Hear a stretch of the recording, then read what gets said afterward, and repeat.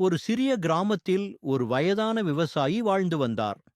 தினமும் காலையில் எழுந்து தனது வயலுக்கு செல்ல 2 மண் குடங்களில் தண்ணீர் நிரப்பி தோளில் கட்டிக்கொண்டு செல்வார்.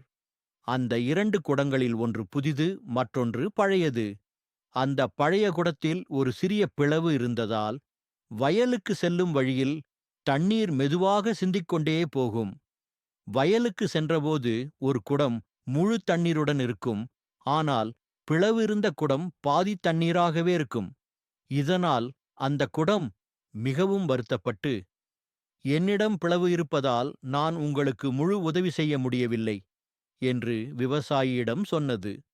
அதற்கு விவசாயி சிரித்தபடி, நீ வந்த பாதையை ஒருமுறை பார்த்தாயா என்று கேட்டார். அந்த பாதையின் ஒரு பக்கத்தில் அழகான மலர்களெல்லாம் பூத்து குலுங்கிக் கொண்டிருந்தன. விவசாயி மெதுவாக சொன்னார், நீ சிந்திய தண்ணீரால்தான் இந்த மலர்கள் வளர்ந்தது. உன் குறைபாடே இந்த அழகை உருவாக்கியது. அதைக் கேட்ட குடம் மகிழ்ச்சியடைந்தது. அந்த நாளிலிருந்து அது தன் குறையை குறையாக நினைக்கவில்லை.